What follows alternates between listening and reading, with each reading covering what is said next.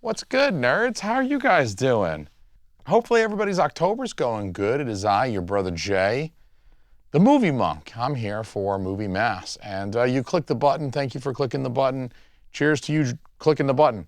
And I hope everybody's having a good October so far. I have been away a little bit. I have not been posting my videos as often as I would have liked because I've been a little busy with shit that actually makes me money, unlike this YouTube channel. I love you guys.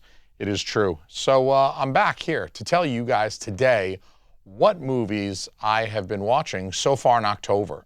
So these past 4 days I've been watching some horror and horror comedy films to get started on my personal observance of the spooky season. As you guys might be able to guess, I don't want to dive straight into like the Halloween movies and Trick or Treat and stuff that occurs on Halloween, because that's stuff that I usually reserve to watch closer to the 31st. So I like to kind of get started with a little bit of foreplay. This is like my week of foreplay. Don't tell my wife I spent a whole week doing foreplay. Anyway, instead I like to start my October movies with stuff that's seasonally appropriate. I want films that are set in the fall. I want horror themes and imagery. I'm a little loose during the opening week or so of Halloween season, so this is a time that I like to watch some new films, maybe stuff that I've never seen before, or films I haven't seen in a really long time that I maybe don't remember really well. Has nothing to do with the drugs and alcohol, guys, I promise. It's just, you know, when it's been a couple of decades, you don't always remember films. Also, drugs and alcohol. So entirely by accident, I chose 4 movies to watch so far in October that were all released in the waning years of the 1980s. So this is 4 films that were released between 3 years, 87, 88, and 89. But first, I got a package from Vinegar Syndrome today. Got a nice little Vinegar Syndrome box. So I thought I would start this video off by just showing everybody what's in the box. I know what's in the box. I didn't forget what I bought last week. This is the quickest Vinegar Syndrome has ever sent me anything, by the way. Sent this fast. Let's throw that knife down. All right, so here we got a nice box, Vinegar Syndrome box. Out of here, box. Wrapped up in paper here, I have my super sweet Vinegar Syndrome koozie. Oh well, I gotta move these lights around a little bit. I got my sick Vinegar Syndrome koozie. Sorry, Chase. You have been replaced. Keeping my shit cold. Just kidding, Chase. I will still cherish yours on the months that are not October. Because I don't think, look at how Halloweenish that is. That's just too Halloweenish for me to bust out any month other than October. Guys, it's almost time. Okay, that's what I'm saying. It's almost time. It's time to get into it. So let's talk about my movies.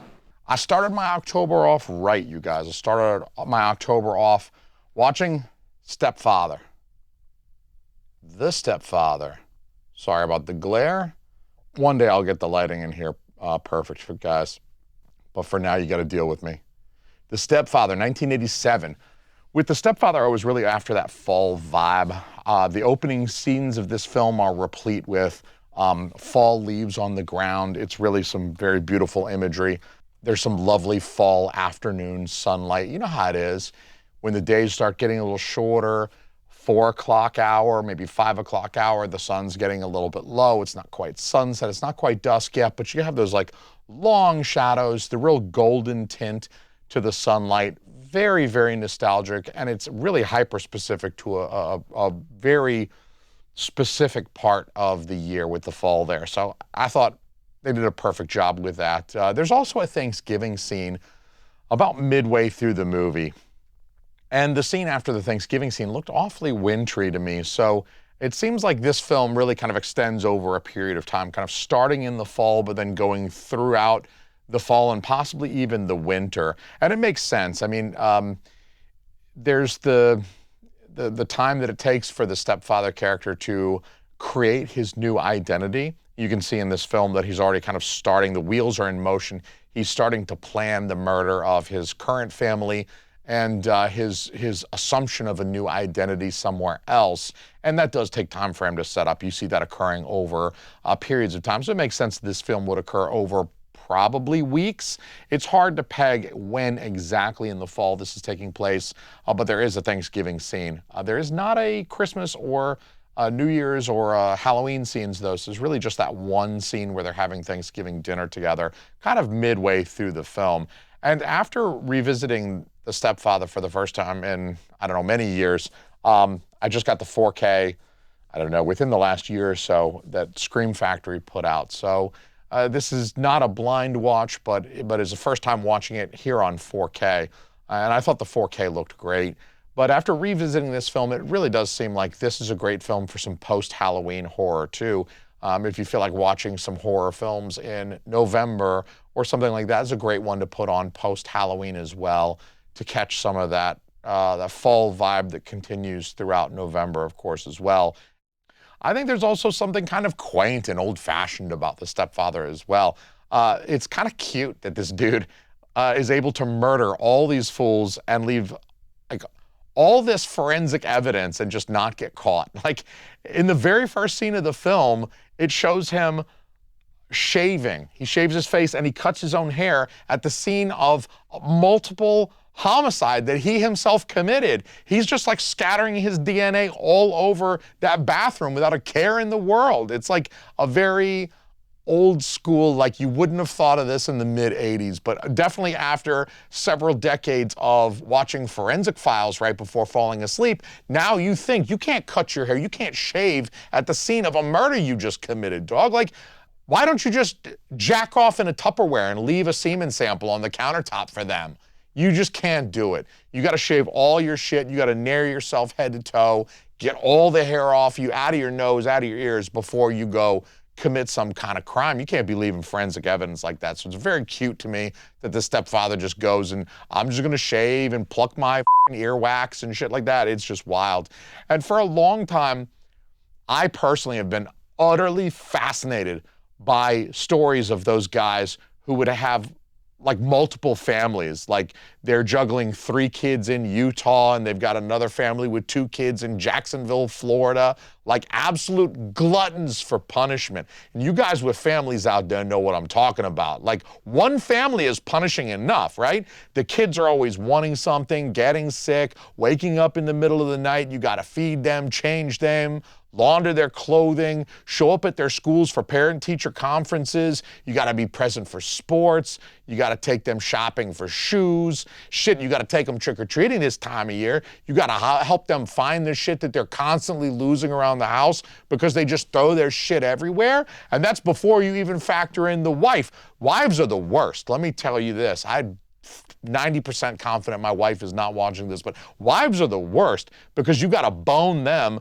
you got to help them around the house with the cleaning, and then still do all the manly chores like taking out the trash, mowing the lawn. You got to listen to them telling you about their work day. You have to go to the store to get their prescriptions, and then you got to get tampons for them. Then you got to go back to the store and get more tampons because you bought the wrong tampons the first time. You got to change her oil. You got to change her brakes or windshield wipers. You got to clean the pool and put chemicals in that pool every 3 days. You got to mow the lawn. I already said mow the lawn. You got to definitely weed whacking, weed and feeding, all that shit to try to keep your shit green. All of that.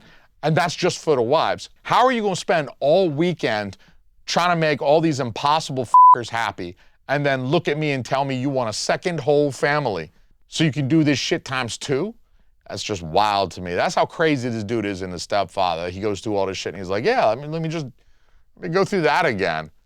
That's like every movie ever where the guy's like, I'm going back to jail. Except every movie ever, they're like, I ain't going back. Have you seen Heat? Starring Robert De Niro? He ain't going back. Anyway, The Stepfather is the winner of the week, for sure. Good performances, some good kills, nothing too creative, but pretty visceral, kind of realistic. There's a little bit of booty in this one. It's got the fall leaves. It's got everything you want, all right? It's got the booty. It's got the leaves. It's got everything you want. Everything you could possibly want for Halloween is in The Stepfather. The 4K looked real nice, too. Go check that one out. Next, I watched a little film called, it's hard to juggle my beer and the Blu-rays here, Rush Week. I watched Rush Week. Have y'all ever seen Rush Week? Of course, this is Vinegar Syndrome. Let me let the light catch that. So you can see there's some tasteful spot glossing across this, some embossing on the text, a little bit more spot gloss. See how that axe on the back has some nice spot gloss on it. And this is why I'm saying the axe on the front cover has some spot gloss on it too, if I can catch that light properly. There we go. You can see that spot gloss glinting and some nice embossing on the letters. And that is why many of us, I'm assuming you're like me if you're watching this video, many of us are sick in the head about slipcovers. And so this was a blind buy for me. I had never seen Rush Week before. This is a film from 1989. I bought this movie with the slipcover, like right as the slipcover was going out of print. So you can still get this movie from Vinegar Syndrome, obviously. I think you could probably stream it as well, Tubi or something like that. But of course, if you want the slipcover, I got bad news for you, nerd. That slipcover's out of print. I remember buying this like just as the slipcover was going out of print, and I got a good deal on it. I paid 18 bucks for this, brand new. So I got to pop the cherry on this thing for 18 bucks. You can't complain about that. This film has a peak 80s vibe. There's such an 80s vibe to this film. In the early frat party sequence, it's over the top in such a good way. It is the shit. It seems like such a fun time. Like if I had a time machine, I'm not going back to meet Jesus, Albert Einstein. I'm not doing none of that shit. I'm going straight to this frat party in 1989.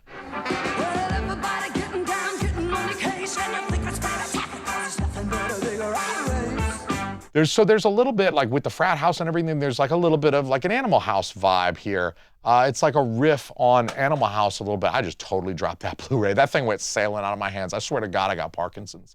I'm gonna come on one of these videos in a year and I'm gonna be doing like the Michael J. Fox thing. It's a good thing I got a tripod, all right? If I was holding this camera, it'd be like this. That thing just went flying out of my hands.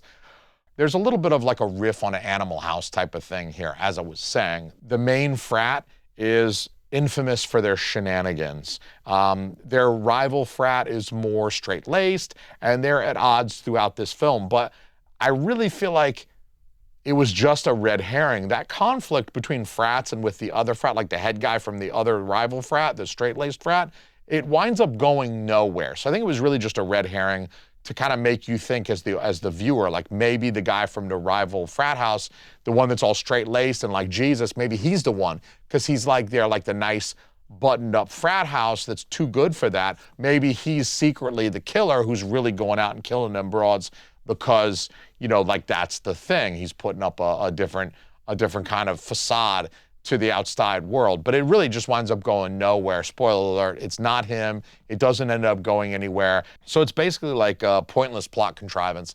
Rush Week is not at all a lighthearted film. It doesn't even have lighthearted parts to it. It's more like The Stepfather, like it's a straight horror film, slasher film. All the Animal House shit just seems like oddly misplaced in this film, and their shenanigans, the main frat, the one that's known for all the shenanigans, like their shenanigans really don't seem very funny at all. Like they're kind of criminal and fucked up, honestly. Like the shenanigans are really kind of fucked up. Like they steal a corpse from the anatomy department and they keep it in their basement refrigerator or whatever, but they also use it when they dupe a prostitute into like initiating sex with it. They pay her, they're like, go that dude in that room, we'll give you money. And she's all like, okay, she's trying to get this dead body hard before the lights come on. And it's like, surprise, like your John is actually a dead dude. Like your John is actually a stiff, you know, even though he's not stiff. She's all like, are you into this? You know, like the dialogue is kind of funny leading up to the reveal because she's like obviously trying to get him hard. And she's like, yo, are you into this? Because if you're not in the mood, that's okay. Like I'll bounce or whatever. And then they turn on the lights like, surprise, like your stiff is not so stiff. Like, isn't that ironic? Anyway, it's like not, it's like the frat dudes are giggling while the terrified hooker is running out of the house to go get killed. And it's like a not at all good-natured prank. It's like the opposite of a good-natured prank, like trying to get a hooker to fuck a dead guy. It is really kind of a fucked up thing to do, in all honesty. Like I'm laughing about it now. It's a little funny in hindsight, but definitely watching the movie, it's not played for laughs. It's not like, ha ha, you know, I'm a zit. you know, Animal House shenanigans. It's very like criminal. Not only do you guys need to go to jail and become felons, register as felons, you need to register as sex offenders too because you duped a prostitute. There's like all sort of like levels of like moral and criminal wrongdoing throughout this frat house's like shenanigans that I don't know. I don't know how they get away scot-free at the end, but they do. Anyway, morbid shenanigans aside, there is a nice kill with like an axe to the chest that's kind of intense. It's sort of semi-surprising, but boom, axe to the chest, kind of happens real fast, but good, like nice close shot of like the axe like in the dude's chest, and some good gore and some good blood. There's a solid beheading. So it's not anything that no one's seen before. It doesn't break new ground. And it's not a good movie by any stretch of the imagination. It's a Vinegar Syndrome release after all. This is kind of their bread and butter. But it's a good watch for like late September, early October, that kind of like fall, early fall semester placement there. And it also has a nice little bit of nudity as well. I think there's 1 or 2 shower scenes, some good topless full frontal. And so it's worth checking out for the kills and the boobs. Like I said, it's got everything you want. It's got the leaves and the boobies and a beheading. What more could you ask for? If you want more than a beheading, some boobies, and some nice fall leaves, you're asking too much out of life. You need to reel those expectations back in, okay? With these great expectations, like you're some kind of Dickens character. That is a sick koozie. Let me just tell you, that is a badass koozie. Anyway, the next film that I watched was Elvira, Mistress of the Dark. This is the 4K that Arrow released recently. Like I said, it's got that nice black 4K case. Like I said, once you go black, you don't go back. You get that 4K and you hit the ground, and you don't ever look back. So yeah, this is the 4K. They released it like, I don't know, about a year ago. I think it was November of 24. I got it back then for a really good price. I think I paid like 22 bucks for it. And that was like shortly after it had come out. And I didn't want to watch it. Like I received it in probably early December, late November, early December. And I just remember thinking like, this is 11 months too soon because I'm not going to watch it for Thanksgiving. I'm not watching this Thanksgiving weekend. Forget about it. Anyway, it's a good movie. 1988, like I said, is a trio or quartet of films late in the 80s. This is 88. And this is another one I like to watch around Halloween, if for no other reason than Elvira has over the years been pretty well associated with Halloween in like television programs and commercials. She did a Bud Light commercial or something, maybe a Coors Light commercial, but she's been involved in Halloween festivities in some way, shape, or form for several decades now, pretty much as long as I've been alive. So I think it's easy to associate Elvira with this time of year. And there's the Massachusetts setting, of course. So it's got this New England setting. It's got the would-be witch-burning stuff. You know, her uncle's a warlock in this movie. References to midnight movie culture, which this time of year is very strong. And so it's a movie that I like to watch this time of year for all of those reasons. I think even though it's not directly associated with the Halloween holiday, it's adjacent enough that this is a good time of year to bust it out. And something else I like about Elvira, Mistress of the Dark is that it's more of a straight comedy, like on that horror comedy axis. And I think Elvira, Mistress of the Dark sits a little bit more towards the comedy end of that horror comedy axis. And I appreciate that because as Elvira, Cassandra Peterson is both aware of her looks, her physicality. She makes jokes about her own boobs, but she also uses or exploits her looks for her own gain.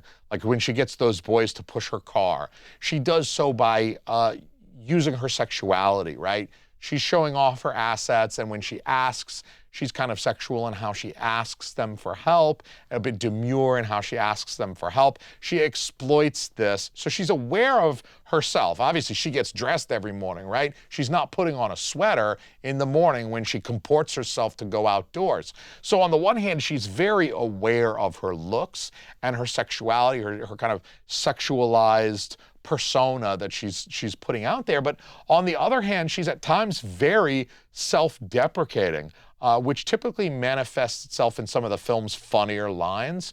Kind of quick lines that she throws in, but when you hear them, they're actually pretty funny, like this one. And tell him Tell him that I never turned down a friend. I never turned down a stranger, for that matter.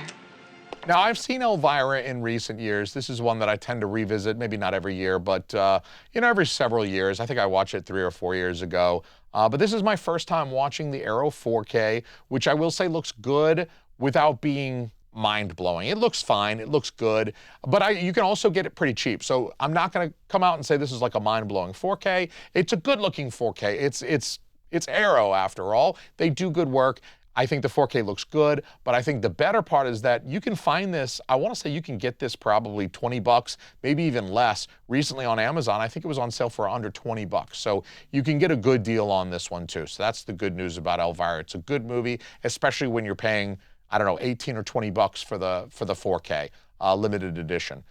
The last movie that I watched this week was also from 1988, and that is Killer Klowns from Outer Space. And this is a nice one for late September, early October as well. That's why I chose it. It doesn't specifically reference Halloween, but there's, of course, the carnival tent and the imagery associated with that. It feels perfect, the clowns and everything. It just feels perfect for fall viewing, early October viewing. This really just feels, this just screams, just looking at the cover of this, screams early October to me.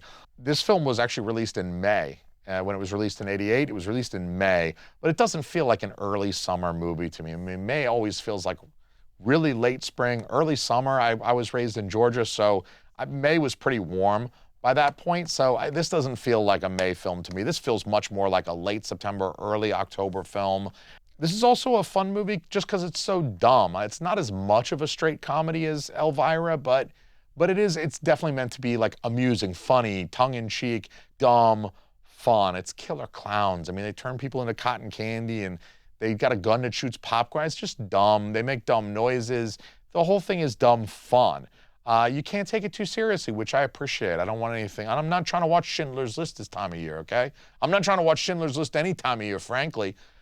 The Scream 4K looks good. This is the Scream 4K, of course. It looks good.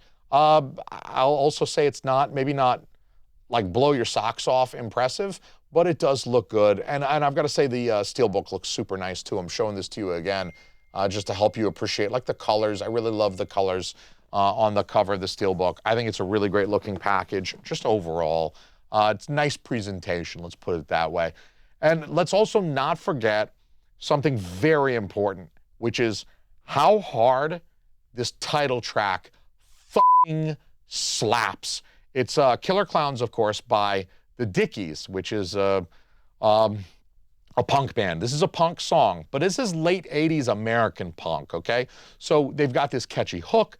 They've got this great harmonization. It makes the whole thing pretty polished for like a punk track. It's really more of a pop punk kind of sound, which appeals to me. I feel like this is a great track for any playlist of alternative and lesser known 80s songs. I better not catch you sleeping on Killer Klowns.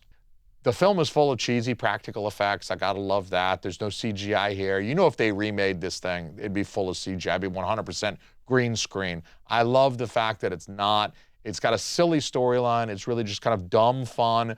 This is the rule. I don't make the rules, okay? This is just what I read somewhere. This is what my lawyer advised me. My lawyer called me, Dr. Gonzo. This is the advisement he gave me, so let me pass it on to you. You cannot watch Killer Klowns from Outer Space before 10 p.m. and sober. Let that be known, okay? Anyway, that's the shit I watched so far in October, y'all.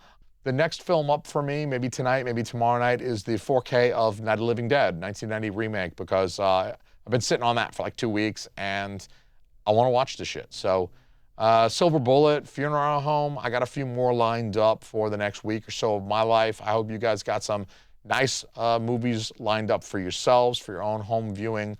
I would like to thank these individuals here. I'd also like to welcome Chill.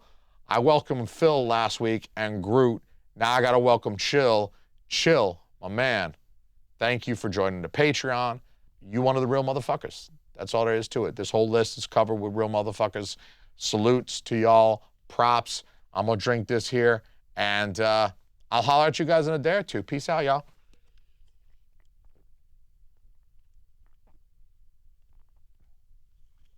That is a sick koozie. Boo!